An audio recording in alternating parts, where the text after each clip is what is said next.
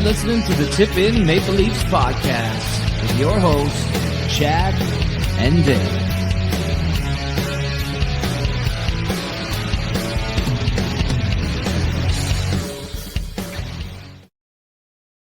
Hey, everybody. Welcome to the Tip In Maple Leafs podcast. I'm Chad. I'm Dale. This is episode 301. Nice special episode after a game with the Cougars. Always nice. Yeah, man. Yeah, man. Little cougar hunting, little on the prowl action last night in Sunrise, Florida. Leafs come out of there with the 4-1 win over the struggling Florida Panthers. Battle of the basement. Whoever lost that game, Chatty, dead last in the Eastern Conference. Florida Panthers, is that hard to believe or what? I know injuries and all that, but is it still not hard to believe? It's a little hard to believe, but at the same time, they've played a lot of hockey. More than anybody. You know, more than the anybody. Leafs are fighting to get out of the basement, but we haven't won back-to-back cups. I'd make that. Wouldn't you make that trade to be in this position, but have won the cup twice in a row? Oh my God! If they won back-to-back cups, I wouldn't give a fuck if they made the playoffs for 20 straight years. It was crazy to me that they've won back-to-back cups, and that building was empty last night. They don't support a loser. But if the Leafs won back-to-back cups, like they'd fill the arena for the next. Well, they fill the arena anyway, but it would be packed and they would be gods forever. Yes. But it's like in Florida, you win a couple years, now you're losing. Okay, we don't care about you anymore. I think a lot of it too is like maybe they're not getting as many with all the shit that's going on in the States, like maybe not as many snowbirds. Yeah. But at the same time, your home team is the defending Stanley Cup champions. Yeah, I know. And you can't fill the arena? I know. Yeah, that's crazy. Tough, man. That's tough. It's crazy. I know. We'll see. The States is weird too, though, man. Like once, I don't know. There's other stuff going on down there. Like once football's over, I think they tend to like get better crowds and stuff. But that shouldn't hurt anything on a Tuesday night. Like there's no football on a Tuesday night. But no. Anyway, look, man. Look, I want to get into this later, but I just want to like off the top say like it's tight, right? Like it's tight. The Leafs win that game. They get a little bit closer. I think they're 4 points within a playoff spot. Even the Panthers being dead last are like within 6 points of being in a playoff spot, right? So It's so tight. Nobody in the East wants to win. It's a little too tight for my liking. And I don't think those words have ever come out of my mouth in my entire life. Too tight for you? It's a little too tight for my liking. I don't think those words have ever come out of my mouth, ever. That's how tight it is. Well, you know who likes it this tight? I don't think anybody. One guy does. Well, Gary Bettman. Gary Bettman likes it this tight. Yeah, I heard he does like it tight. Like, I like it tight, don't get me wrong, but this is a little too tight for my liking. But anyway. Well, with all the games going overtime, if you did 3-2-1, 3 points for a regulation win, 2 for an overtime shootout, 1 for a loss in overtime, if you did that, it wouldn't be so tight. But Bettman, he loves the chaos and the tightness. He does. He does. But not Dale. Dale does not like this tightness. I like it tight. But not this tight. This is insane. So tell us why. Well, it's just too tight. It's just there's too many. As simple as that. There's too many teams in the mix that it's like I don't know whether to be like, okay, too many guys in the room. Too many guys in the room. You don't want, exactly. Too many guys in the room. Like, let's spread it out a bit here, boys. But anyway, we'll see. It should make for one hell of an interesting like stretch run in the spring. And just, I don't know if things stay the same, like who knows? Are there going to be like, who's going to really be out of it? Like, I think the Panthers are 6 points out and like, are they out of it? No way. No way. Well, like, if you listen to Brad Marchand, the way he talks about Toronto, you'd have to be crazy. I know that. To think that after 25 games, your playoff dreams are dead. I know, but he just knows how to just. It's a win-win. He makes that comment. If the Panthers win, he's trolling, and if they lose, he can be like, "See, I told you, Toronto's a good team." Yeah, he knows exactly. It's a win-win. Yeah, he knows exactly what he's doing, man. But look, I will say, like, we'll get into the Leafs here in a second.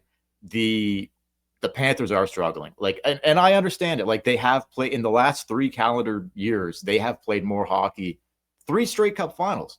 1 loss, 2 wins, like and the injuries, like I get it. I get why they are where they are. I do understand. And they're not like Big Bob's not been on the case this year. Like he's not bailing. Getting older. Yeah, like I mean, it's tough sledding for them right now. But anyway, do you want to talk about do you want to mention the social media thing off the top or no before we get going? We're just looking for somebody to if anyone wants to help us out running our social media as like an internship, or if you want to do it on the side, we can give you a reference if you're like in college or whatever. If you're trying to get into sports media, you can email us the tipinpodcast@gmail.com. If you're interested, you can run all our social media. We'll give minus YouTube. Minus YouTube. We'll give you the password to let you go. Instagram, TikTok, Facebook, have away. Have at it. Have at it.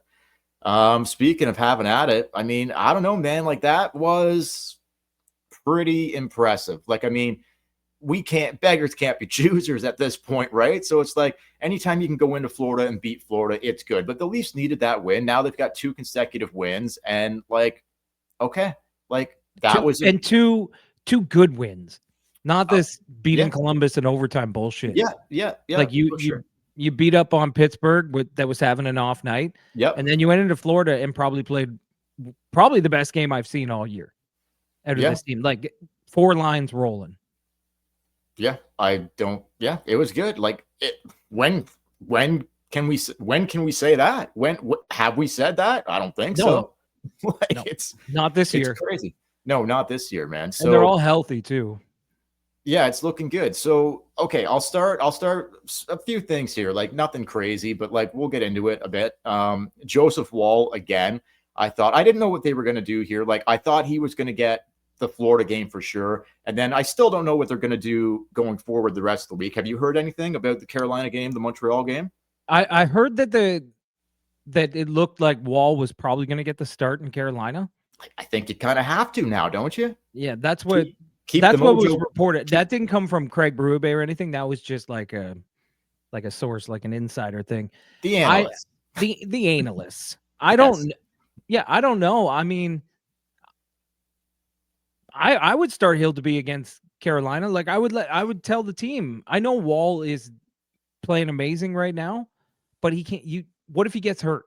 What's the time happens? I understand that, but like you can't play that. You can't play that way. Like the last podcast, I was like, you start Hill to be in Carolina, and then at back home you start Joseph Woll. I now have flipped on that. You say Hill to be against Montreal? Yes, just because they've got the they're not playing good. Well, let's try to get the mojo going here, like with the Leafs. Let's try to keep it going. So after a big win in Florida, go into Carolina. That's an even bigger test. The Hurricanes are right at the top of the Eastern Conference. Like, I think you got to go with Joseph Woll, and then you give Hill to be the first game back, which could be a loss anyway. I don't know. I'm not sure what they're going to do. I really don't. Like, I'm not sure, but I'm not against them playing Woll Thursday night in Carolina. But how about Joseph Woll? Like, he wasn't getting peppered, but man, just the calming presence of him being back there, playing like he did last year. And like, I think a lot of this, like, I think if they are turning this around here, like look no further than the fucking guy in net. Like, I don't know. Do you not think? Like, what do you think about Joseph Woll? Like, he's killing it. Yeah, that's exactly what it is. He's killing it. There's not much more to say. He's the best part about it, or the most surprising thing about it, is that this guy didn't have a training camp and missed the first part of the season. And he's come in. He hasn't. Not only has he not missed a beat, he's been the best player on the team since he's come back. Great point. Great point. And the whole, like, around the NHL, it just looks as though there's this wave of like young goalies taking over and the old guys are kind of fading out. Oh, big time. And Joseph Woll, I think, is a part of that. Like, he's coming into his prime. This is his time. You look at that kid in Minnesota, 4 shutouts in 6 games. They were talking. Yeah. They were talking about how Edmonton could have drafted this kid, and they've traded the pick to move down. Yes. He could be an Edmonton Oiler right now. I can't even pronounce Minnesota his name. wanted him, so they traded up, and Edmonton's like, yeah, we don't need him. I think you have him on your fantasy team. I do, yeah. And like, he's just coming. I'd never even heard of this guy, to be honest. Well, he's young. But now he's like, they're giving him like, they've got a tandem going there in Minnesota with Gustafsson and how do you pronounce his name? Wellsted? Can't even pronounce it. But yeah, he's come on the scene and just like, okay, here I am. Let's go 4 shutouts in 6 games. Obviously, he'll come down to earth a bit, but like, yeah, I think Edmonton wouldn't mind that kid in net right now. That's for sure. But anyway, Edmonton, that's a whole other thing. But but yeah, you're right. Young goalies, like yes. Chicago goalie Spencer Knight. Yep. I think he's early 20s. He's kind of they're all kind of, it's turning a corner. If you want to hear a funny story, my kid is 9 years old and he's like plays hockey and all his hockey friends and stuff. So I'm talking to him because they always watch YouTube videos and stuff. I'm like, so, you guys watching like Matthews and ripping the shots. He's like, nobody watches Auston Matthews. They're all watching Connor Bedard, of course, and Celebrini, and he's like Connor Bedard's the best player in the league. Austin's an old man now. That's what I mean. I'm like, I feel so old, but the 9-year-olds are like, oh, look at Connor Bedard, Celebrini, like all the young guys.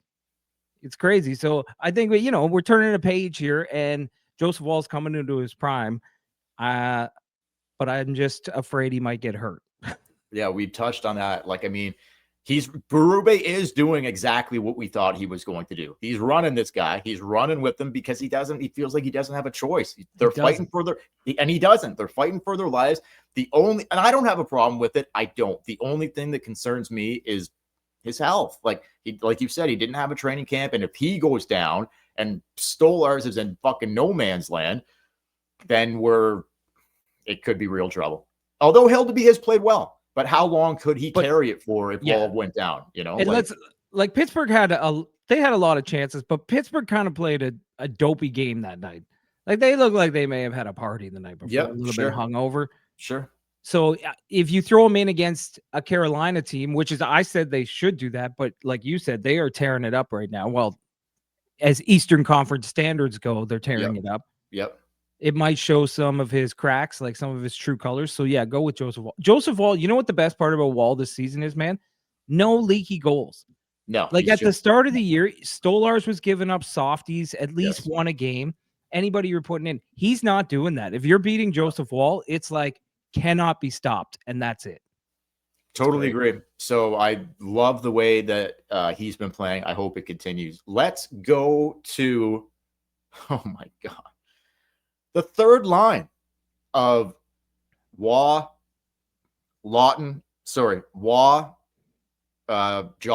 and McMahon.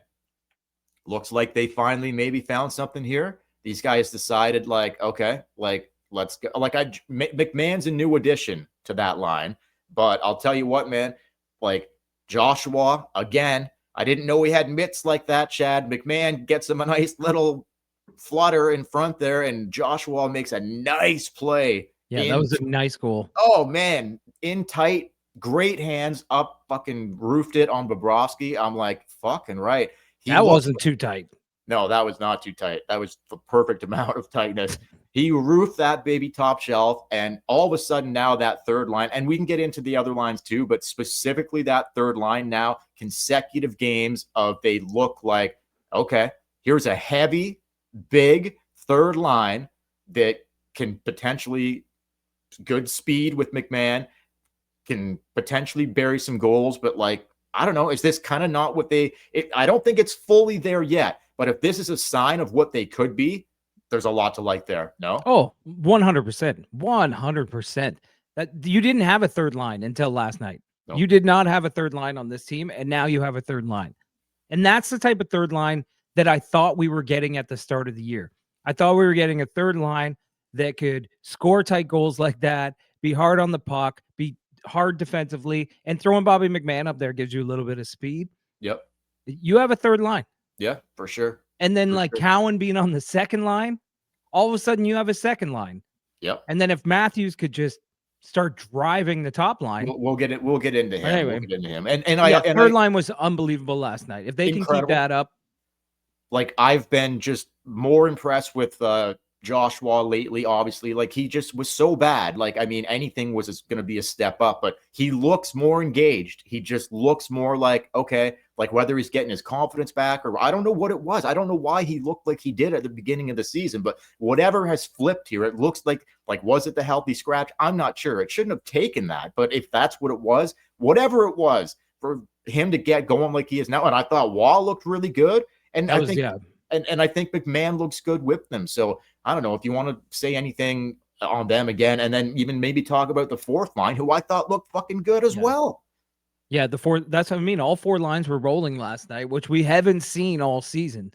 The biggest thing about the third line for me was putting Bobby McMahon on there.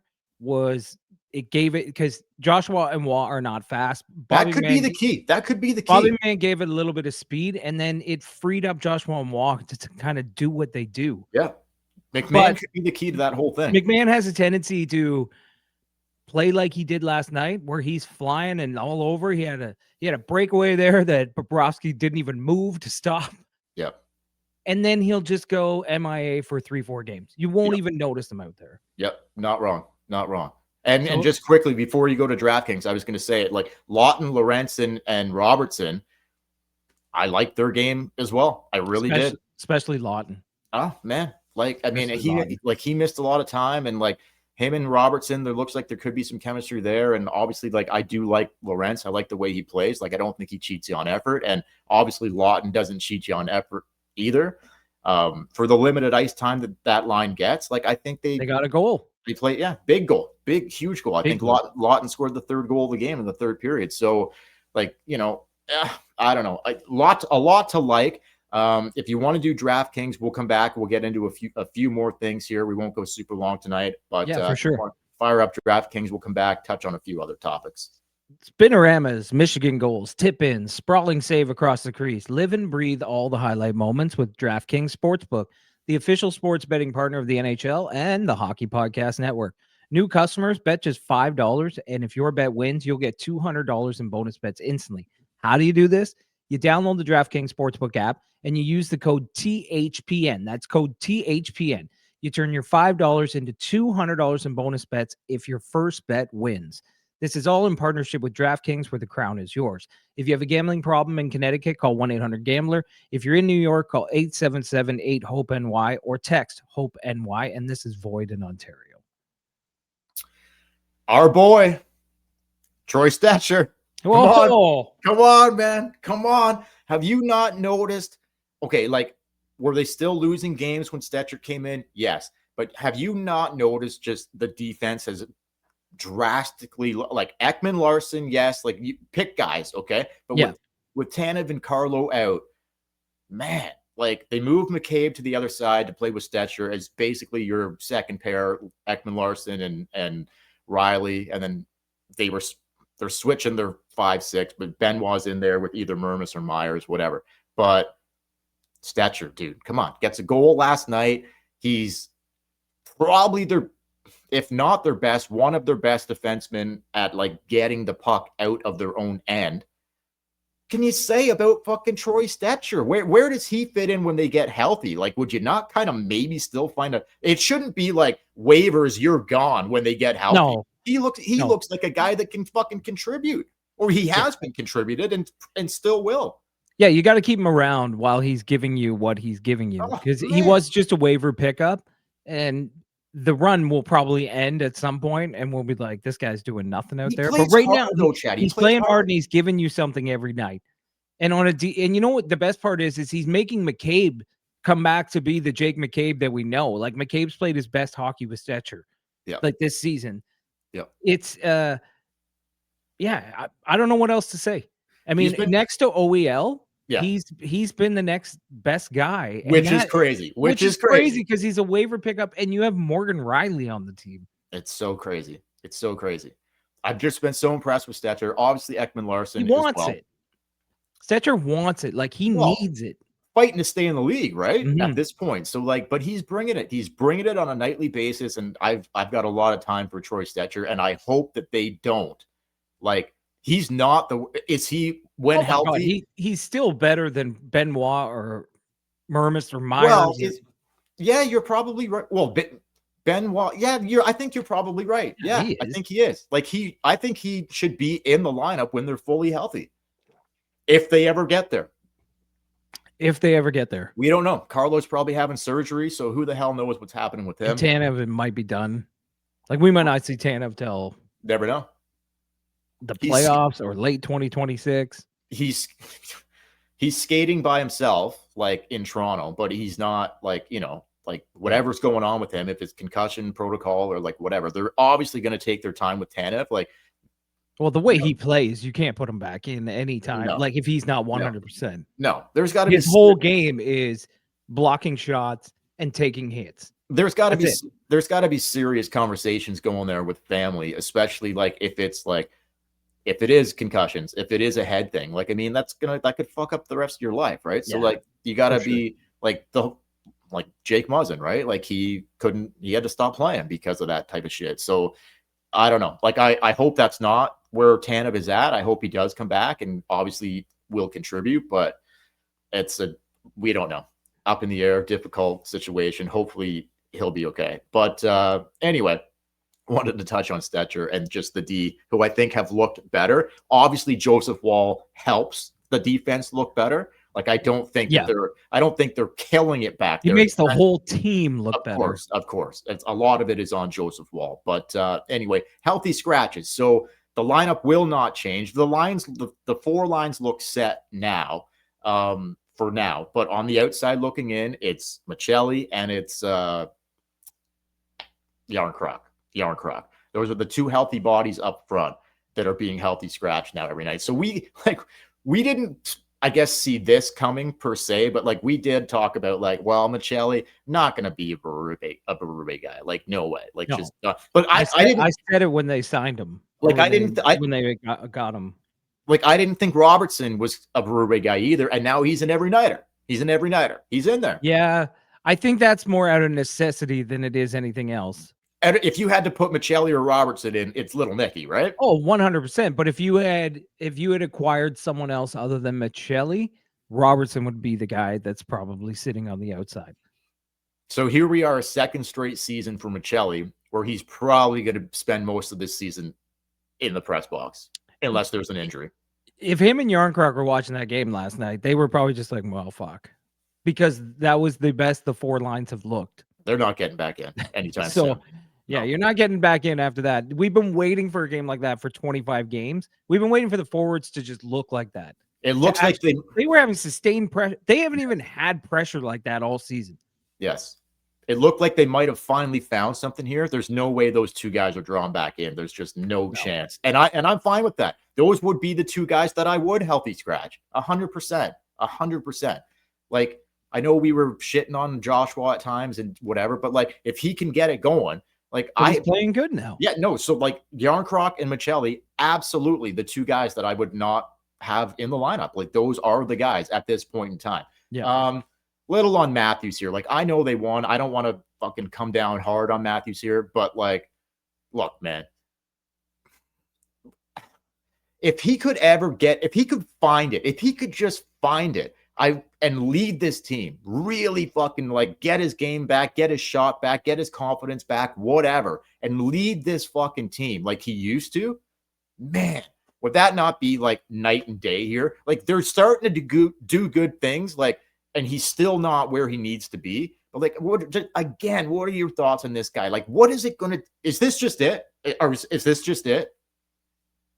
I wouldn't say this is it, but watching the game last night, I think it was Cheryl Pounder made a great point on the intermission. I think it was her that said it. And they basically talking about how, like, without someone to get him the puck, he just doesn't look the same. But he's got to learn to drive a line on his own. He's got to learn to go get the puck on his own. And I thought about it, and I was like, she's absolutely right. Like, one of his biggest problems is he's not getting. Mitch would set him up with goals that we could score.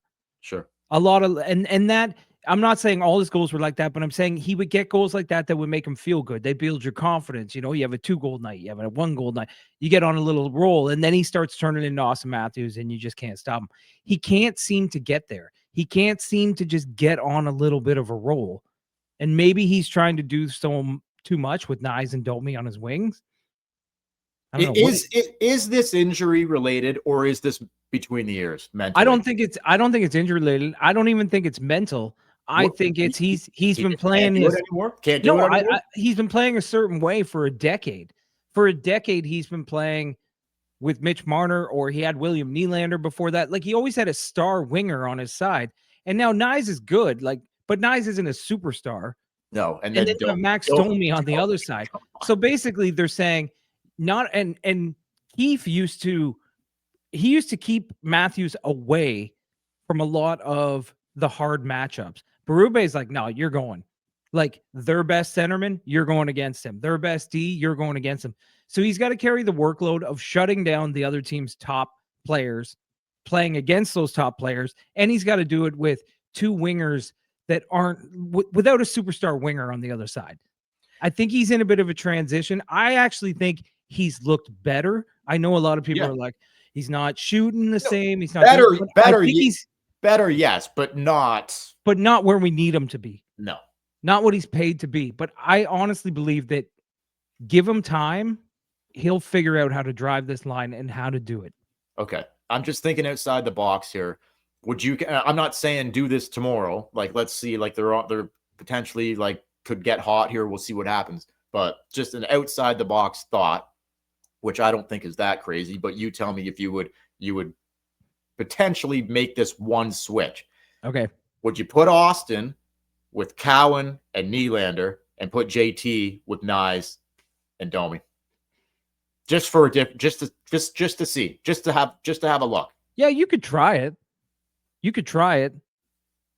You know, like JT's kind of dipped down a bit. I don't like when JT and Domi play together. Do you like Domi playing with anybody? No, I don't. But I feel like with Matthews, he's the least. He hurts the team the least when he's playing with Auston Matthews. Okay. Anyway, but yeah, no, I would definitely just try to switch it up. I actually, when Cowan plays with Matthews, I like it. But when Cowan plays with Nylander, I like it more. Me too. But if you combine all three of them, maybe that's true. Maybe you love it. Maybe you love it. Just a thought. Anyway, I got two more things. One of them is the power play, man. Come on. 29th in the league. Their power play is 29th in the league. They gave Fire Savard. 5 forwards. They gave up a shorty. They gave up a shorty last night, did they not? The only Florida goal was a shorthanded goal, was it not? They had the 5 forwards on the ice. They gave up a shorthanded goal. The next power play, he had 2 defensemen. Yeah, I know. So what is the 5 forward thing over? Is it like, they do like, I know you said fire Savard. Like, should they actually really fire Mark Savard? Because I'm not opposed to it. Yeah, why not? Their power play, it's 29th in the league. It was really good last year, but it was really good because of Mitch. Like, let's be honest. It was really good because you could have 5 forwards out there and have Mitch quarterback. It couldn't have been just Mitch, though. But you don't have that guy anymore. So you're going to throw I would probably put OEL out there, not Riley. I put Ekman Larson out there as my defenseman and 4 other guys. But he's your best defenseman. If you have Auston Matthews and even with OEL on the point, and you got William Nylander, and you got John Tavares, and you got Matthew Nyes, you got Easton Cowan, like you have enough firepower to not be 29th in the league. So it's the setup, it's the coach. Like something needs to change. I don't know. I'm not sure what to think about. Like, I don't love Savard running it, and I don't love the on ice personnel, how they've been just like putting the guys out there for the power play. I don't have the answers as to how you fix it, but looks terrible. Anyone listening or watching this, whatever, especially on YouTube, leave your comments in the comment section, guys, about the power play. What do you think they can or should do with this power play? Like, it's just, there's no way this power play should be 29th in the league. There's just no way. I got to be careful too, because Savard, he golfs at the course right beside my house. Yeah, I know that.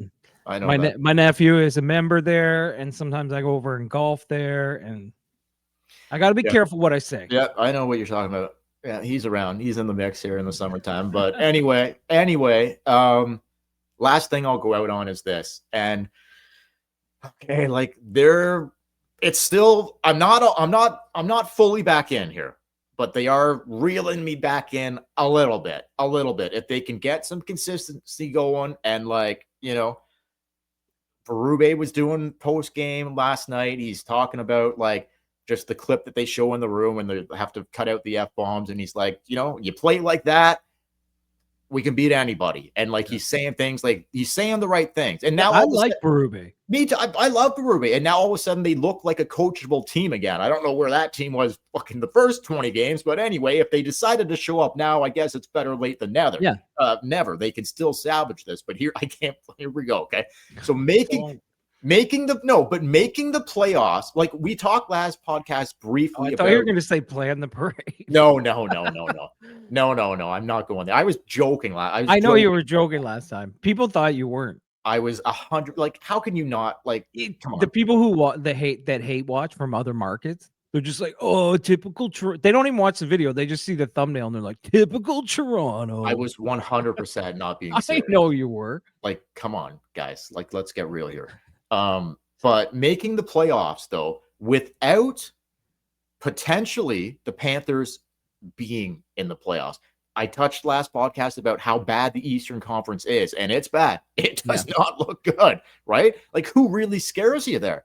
I don't think there's anybody. Like, I know New Jersey and Carolina are kind of at the top. They don't scare me. Tampa, they don't scare me. Like, none of those teams, none of them scare me. But does Toronto scare you? No, but that's what I'm saying, Chad. The team that scares me the most might not even be there. So maybe all of a sudden, if the Leafs could salvage this thing, they're going into one of the 8 spots in the East, and the Panthers aren't even there. Yeah. Then it could be like, hey, you go on a deep run and get your ass kicked by Colorado or Dallas at the end of it, but at least we could go on a fucking run, right? Yeah, for sure. I mean, anything can happen. I'll say this. Who scares you other than Florida? Well, I'll say this. Like a couple years ago when the Leafs beat Tampa and Boston got knocked out by Florida, people were like, well, who scares you now? Boston and Tampa are gone. And then you ran into the Florida Panthers. Yep. There could be a new Florida Panthers. Yeah. The Panthers were dog shit that year. Everyone forgets that. They were dog shit. They got hot in the last 2 months. They made the playoffs. They went on a run. That could happen to another team in the East. The Leafs run into them, and they're just fucking steamrolled. Could be a new Florida Panthers. Why not us? Why not us? Why can't we be the new Florida Panthers? Like everything's got because we never have been. No, we never have been, and we probably never will be, but everything would have to fall in place. All I'm saying is it does excite me a little bit if the Leafs can get back into this and Florida stays out and they miss, then I'm like, well, what the fuck? Yep. Who if the Leafs are playing the right way and doing the right things and Florida's not even in the mix, then who can't the fucking Leafs beat in the Eastern Conference? I don't know. Like, just it's true. Just I can't believe I'm doing this, but I am.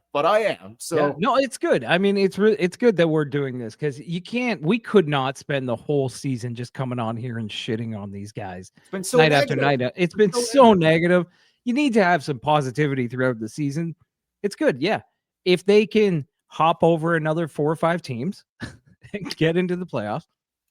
Who knows what's going to happen, man? Who knows? Anyway, that's it for tonight, brother. For me. There could be a lot of men in the room, but somebody's got to go first, right? 100%. All right. So for the Tip In Maple Leafs podcast, don't forget to follow us on social media at the Tip In Maple Leafs podcast. If you're watching on YouTube right now and you like the podcast, hit subscribe because our analytics show that only 45% of our viewers are subscribers.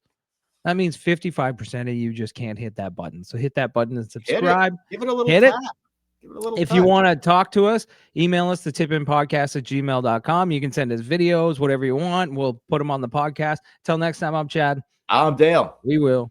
Hey, big week ahead. The road trip finishes Thursday night in Carolina. Can the Leafs keep it going? And then back home Saturday night to face the Montreal Canadiens. Should be a very interesting rest of the week for the blue and white team to see if they can keep this going. I hope they can. Thanks for watching, guys. Thanks for listening. Catch you later.